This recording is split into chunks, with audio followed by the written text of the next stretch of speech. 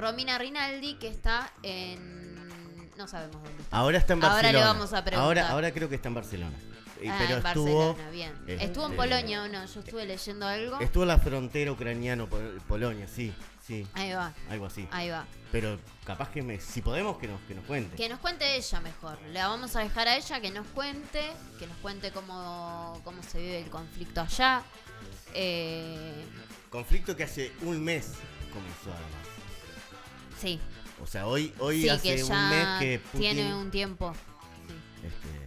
Putin reconoció las repúblicas del Donbass y decidió invadir Ucrania con todo lo que lleva. Ya estamos en contacto con Romina, a ver. Hola, Romina. Romina. Ahí estaba silenciada. Hola, Romy. ¿Cómo estás? ¿Cómo están, chicos? ¿Qué Bien, tal? Nosotros bien. ¿Cómo estás? ¿Estás en Barcelona? Estoy en Barcelona. Ahí va. Ahí está. Ya estoy de vuelta. Está como... La imagen está cortada. Sí, como ahí va. Ahí quedó. Como que te había quedado un buzo enorme. Sí. Sí. Ahí, como que tu cabeza se movía y tu cuerpo no. Sí. ¿Cómo está Barcelona? Bien, la verdad es que parece Londres, no para de estar nublado y de llover, pero sin ser por eso precioso. Qué embole. Mal. Pero bueno, Sí. ya vendrán los días lindos. ¿Y lograste llegar a tu casa sin perderte de Barcelona? A mí me pasó que cuando estuve me perdía siempre. Es como rara esa Bueno, utilizo el recurso de Google Maps bastante seguido, entonces generalmente no me pierdo tanto, pero sí me he perdido mucho. O sea, ya hace años que estoy, ahora más o menos me muevo con más facilidad, pero al principio me perdía. Es como En el Born te perdés, después hay una parte que está toda cuadriculada, que es imposible perderse. Yo llegué a la conclusión de que el catalán es de hacer calles muy mal. De que no le va la calle, no le va como el mapa. Pero no importa. Bueno, es curioso eso, porque en realidad el Eixample es un diagrama de calle donde es imposible, o sea, es todo como un mapa cuadriculado de calles. Pero sí la parte vieja, antigua, el casco antiguo, sí es un poquito fácil de perderse. Qué divino. ¿Estás en Barcelona ahora y hace cuánto estás ahí? ¿Desde que volví o en la vida? No, desde que volviste. Ajá. Volví hoy hace una semana. Ahí va. ¿Y antes estabas en Polonia? Estuve en la frontera de Polonia con Ucrania, Ahí sí, va. 5 días. ¿Y nos puedes contar bien qué es lo que está pasando ahí? Porque bueno, o sea, yo creo que el conflicto narrado desde los medios de comunicación es diferente a vivirlo ahí, en vivo y en directo, ¿no? Sí, a ver, yo estuve en la frontera sur, digamos, que es la frontera que da más al lado occidental de Ucrania, y lo que yo viví fue un éxodo de refugiados masivo. Es una llegada las 24 horas de personas a paso de pie, depende de la frontera en la que estés, o en auto o a paso de pie, y bueno, y un despliegue de voluntarios y ayuda humanitaria bastante grande. Muchas mujeres, muchos niños y ancianos, hombres no, porque no pueden salir por la ley marcial, se les prohíbe la salida entre 18 y 60 años del país. Y bueno, también estuve como del otro lado de Ucrania, pero la parte que yo estuve fue todo muy tranquilo. Todavía las tropas en realidad están en la parte este de Ucrania, entonces no han llegado todavía a como el lado más occidental, más cercano a Europa, que ahí es cuando se complicaría más el asunto, ¿no? Y en el resto nada.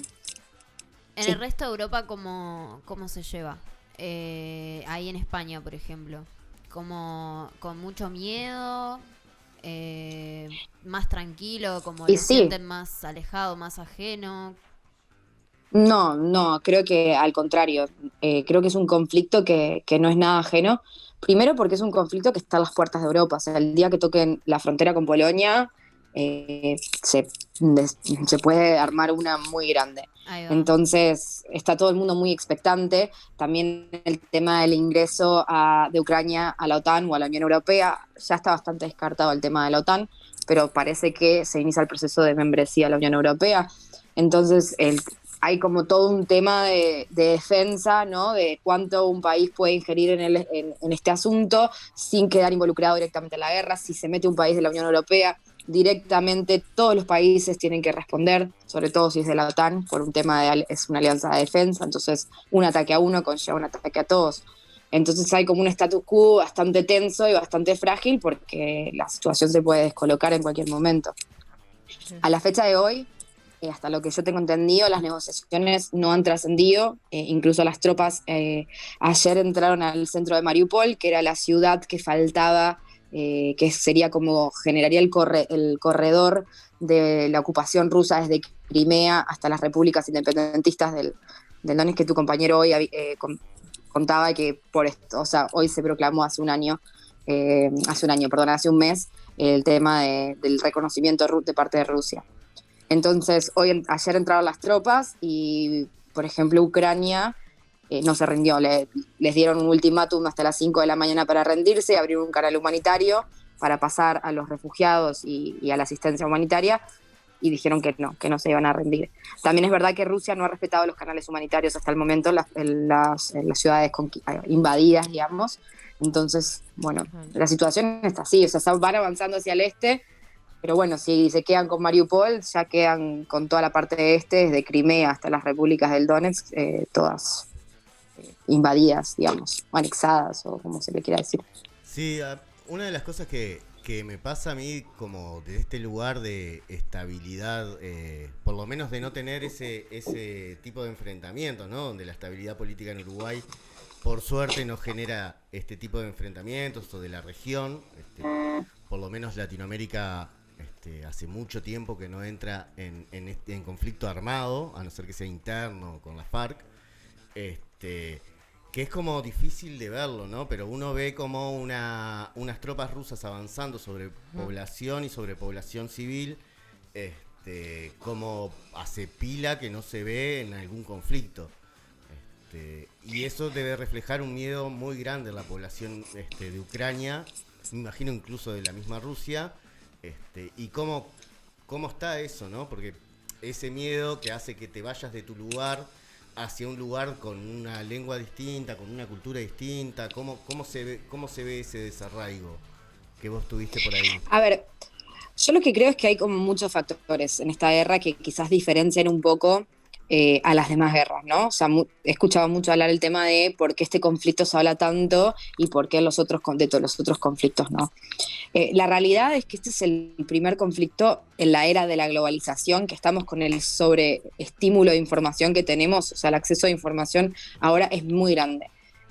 La última guerra que hubo en Europa, sí, a este nivel, fue la de los Balcanes. Claro. No, fue en los 90, no era el mismo acceso a la información, la gente no tenía las mismas posibilidades de enterarse y de generar conciencia que hay ahora. Por eso también yo creo que gracias a la globalización y al acceso a esta información es que se generó el mayor despliegue de voluntarios en la historia.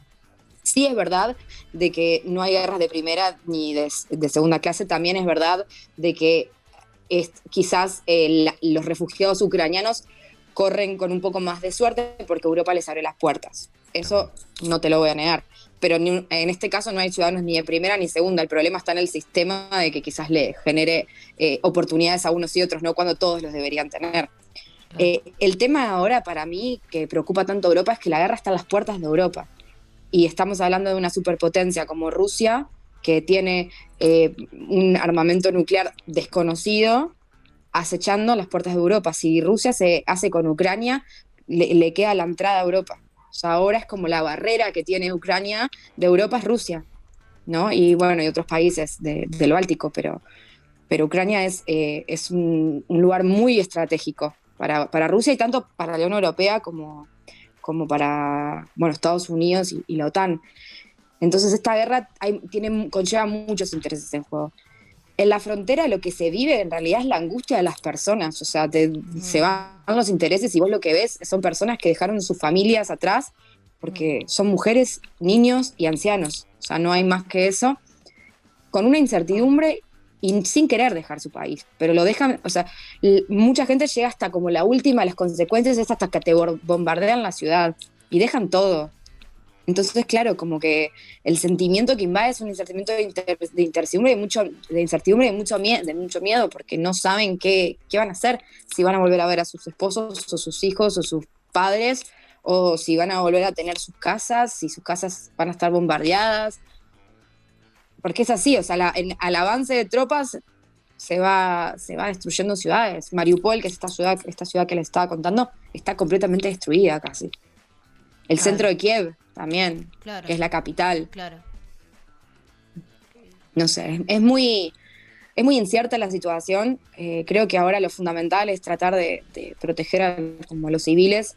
En este caso, los que eligen hacer un éxodo tras fronteras, vienen a Polonia y Europa, por suerte, les abrió las puertas. Lo que pasa es que ahora queda toda la etapa de integración a los distintos países, que también preocupa, porque hay gente que no tiene nada. O sea, nadie pensaba que iba a venir una guerra y que había que tener ahorros como para salir del país y tener un colchoncito. Yo te hago una consulta. ¿Y cómo surgió la idea de ir a Polonia? O sea, ¿fue por viaje o por un simple por ayuda nomás? No, bueno, yo soy periodista y estudié Relaciones Internacionales y siempre como que estuve bastante vinculada con el tema de los conflictos y sobre todo la parte migratoria. Y ya acá en Barcelona había hecho un par de reportajes con el tema de las migraciones africanas del Sahel y me había querido, siempre como que tuve como una espina de no haberme podido ir a Grecia, a Lesbos, con la llegada de los refugiados sirios. Ahora se me dio como una circunstancia que se me sincronizaron muchos hechos y se me dio la posibilidad también de ir. El pasaje de Barcelona a Polonia es súper barato. También ahora que no está yendo mucha gente. Claro. Polonia es un país bastante barato para o sea, en alojamiento y comida. Y bueno, nada, conocí a Jime Borrazas, que es una fotógrafa documental. Y ella, estábamos hablando, tomando un café, nos habíamos conocido ese día y me dice, no, bueno, yo me voy a Polonia el jueves. Y le dije, me dice, es que yo no puedo más, tengo como esto de que quiero ir. Y me dice, bueno, venite conmigo, que se iba con otros 2 fotoperiodistas. Y nada, me saqué el pasaje en ese café el día que la conocí y nos fuimos. Fue así, fue un poco loco, se dio todo como muy... Una pregunta, ¿qué es el trabajo exactamente que ustedes hacen para ayudar a los refugiados?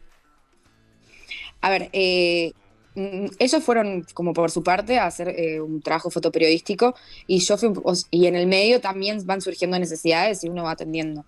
Yo cuando llegué empecé un poco a documentar el viaje, pero después me di cuenta que había un montón de cosas para hacer, para ayudar. Al principio estuvimos como en la frontera con Ucrania, en Médica, que es como el paso fronterizo donde llegan los refugiados a pie, y ahí un poco me puse en alguna carpa. Hay como muchos gazebos montados donde hay asistencia humanitaria, hay comida, productos esenciales de limpieza, comida para los animales, mantas térmicas, bueno, todo lo que te puedas imaginar que se considere un poco de primera necesidad. Y me puse a dar una mano ahí, y después al otro día, eso fue la primera noche, y después al otro día nos fuimos a un centro de refugiados. Y ahí me empecé a dar cuenta de que se necesitaba como un poco de apoyo logístico. Y soy una persona que se le da bastante bien gestionar las cosas. Entonces, nada, básicamente como que al final terminé teniendo como un rol de gestión de personas, o sea, de trasladar personas a España. Entonces, no sé, básicamente me contacté con un par de ONGs que tenían conocidos y se hizo como una bola de nieve de gente que estaba llegando a Polonia a buscar a las personas, porque los voluntarios no solo van a la frontera y arman un gazebo, se ponen a ayudar, también está quien maneja 4 días en una furgoneta o un auto y se trae a la gente para los distintos lados de Europa. Claro. Entonces, bueno, había un pabellón que era el pabellón español, se le llamaba un poco así, donde estaban los refugiados que querían ser transportados a a España.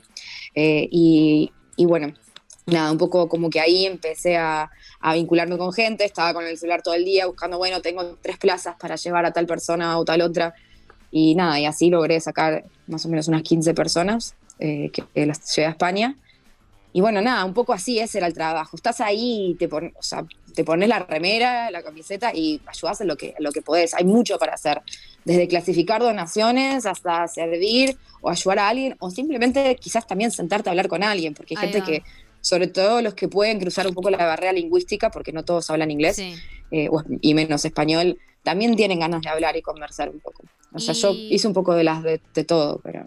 Ajá. Y cuando llegan al país, en este caso, por ejemplo, vos decís que ayudaste a 15 personas a llegar a España, más o menos. Cuando llegan a España, ¿quién los recibe ahí? ¿El gobierno mismo? No sé, ¿el consulado? Bueno, depende del... No. Depende, de la comunidad autónoma en donde se encuentran.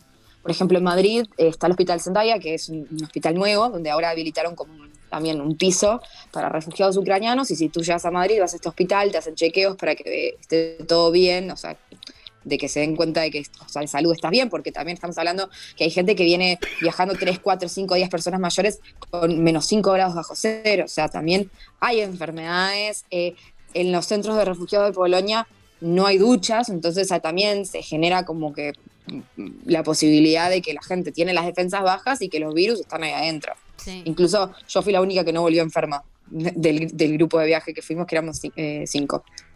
Bueno, eso... y bueno, nada, un poco también eso. ¿Cómo? No, que ¿Perdón? eso es todo un tema, ¿no? Pensando en qué capacidad tiene la Europa de recibir a esos refugiados en un contexto de crisis, en un contexto de pandemia, qué posibilidades hay y cómo las va resolviendo, ¿no? No sé cuánto... Sí, o sea, no sé cuánto... yo lo que creo es... Sí, perdón. Sí, perdón. No, dale. Dime. No, que no sé cuántos refugiados hoy están, no sé, hoy leía por ahí que están cerca del 1.000.000 de personas tratando de salir de Ucrania, no sé cuántos ya han salido No. de Europa. En total de Ucrania salieron más de 3,5 millones de personas. Ahí va. No O sé. sea, para que nos hagamos una idea, la población uruguaya entera se fue. Sí, un uruguaycito. Por eso digo, Sí. y eso es un montón de gente para Eso. recibir también en la Europa, ¿no? Sí, salado. Se nos congeló. Sí, hay 10 millones de desplazados, 3,5 están fuera de Ucrania y el resto están desplazados dentro de Ucrania.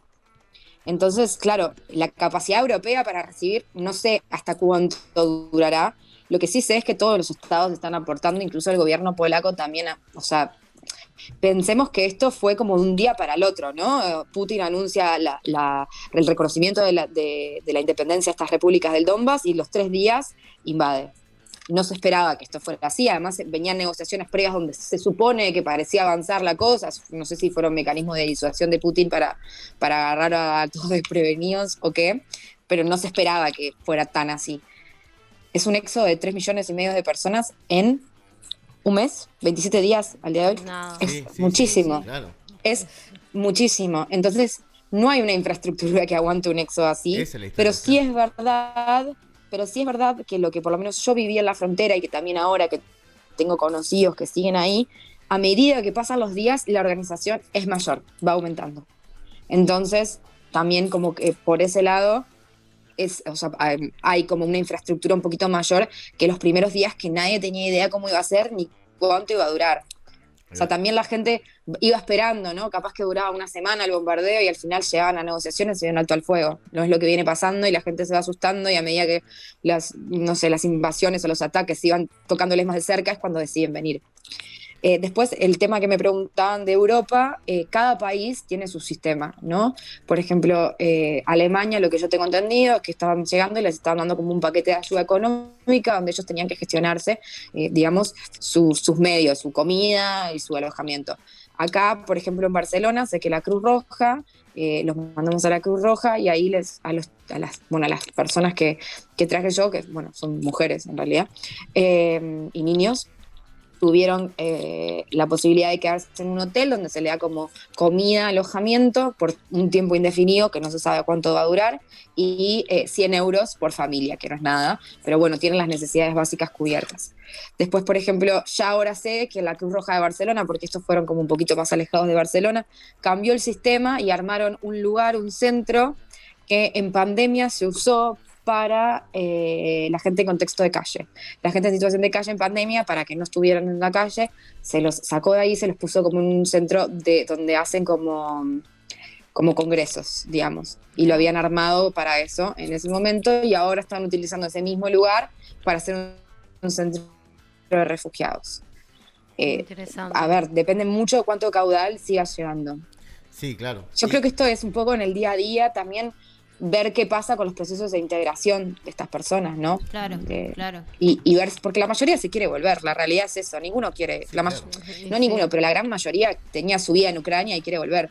Sí, Habrá sí. alguno que quizás se vaya a quedar, pero todos, Sí, Eso si tu país pasa, está en hay guerra, una- vos te queda ese sentimiento. Sí, Hay una Sí. diferencia cultural y lingüística ahí entre Ucrania y España grande y también es eso, ¿no? Tener que acomodarte a eso sí. tan de repente. Sí, más que cultural, lingüística quizás. Sí. O sea, el tema de la barrera idiomática es todo un desafío, ¿no? bueno, Sí, y además nada, también ahora se están creando, hay una comunidad ucraniana grande acá y se están como creando, no sé, hoy hablaba con un ex compañero de trabajo que me contaba que están creando una página web donde están buscando para hacer clases de español. O sea, la gente se está movilizando y también eso, revisar el despliegue de ayuda voluntaria y humanitaria que hay. O sea, todo el mundo tiene muchas ganas de ayudar. O sea, quizás por el tema de que haya tocado las puertas de Europa se generó una mayor empatía de parte de las personas. No, Claro. no te lo sé decir por qué, pero la realidad es que hay una movilización. También es de lo único que se habla, ¿no? Tú prendes el informativo acá y no se habla de otra cosa. Y tenés a Pedro Sánchez diciendo que si Europa entra a la guerra o un país europeo entra a la guerra, eh, se nos corta. Se nos corta, sí. a entrar. Entonces todo el mundo está como con un estado de alerta. Ahí me escuchan. Sí, ahí te Sí, escuchamos. sí. Sí, sin duda nadie quiere salir a los tiros de su casa, sean en cualquier lado. Me imagino que en ese contexto quiere volver a su casa después. Gracias, Romina, por estos minutos. Gracias por nada. estar acá y por estar ahí. Imagínate esas cosas. si dejaste a tu padre, ¿no? No, por eso. O sea, porque el tema es ese. A veces nosotros lo vemos O como sea, esa te dimensión. fuiste con tu hijo, pero dejaste a tu marido o a tu hijo mayor o a tu hermano. Sí, a tu esposo, a tu Las compañero, a tu familias abuelo. están separadas. O a Por tus eso todos se quieren amigos, volver. o Incluso no había sé, abusos. no importa. Tus Es seres increíble. queridos, tu Todo. vida, todo. Es una locura. Romina, antes de irnos, ¿los colectivos Hábitat para las donaciones para ayudar a los refugiados siguen existiendo, siguen estando? Sí. ¿Me escuchaste? Siguen estando. Esta semana definimos. Sí, ¿ustedes me escuchan bien? Sí, ahora sí. Yo los escucho perfecto, ¿eh? Está bien. Ah, dale. Entonces, el colectivo sigue existiendo, sigue estando. Esta semana definimos bien dónde vamos a destinar las donaciones, porque venimos como muy cautelosamente estudiando posibilidades. Así que por las redes les vamos a anunciar absolutamente todo lo que es el nombre del colectivo. Y nada, ya llevamos como 60.000 pesos recaudados Bien. en Increíble. Hábitat, así que Qué bueno. estamos súper contentos. Sí, no, esto fue una bola de nieve que empezamos haciendo una colecta entre amigos para ver en qué podíamos ayudar, y terminó siendo algo bastante masivo, así que nada, re contentos porque seguro que ese dinero, tanto sea donaciones como materiales o lo que fuera, que nos va a ayudar que la gente. Bueno, muchas gracias. ¿Ahí me escuchan? Sí, Ahí sí, te escuchamos. sí. Muchas Te gracias, tenemos Romina. que... Chao, chicos. Cualquier cosa la Muchas somos. gracias. Nos vemos. Gracias. Muchas gracias. Adiós. Que pasen bien.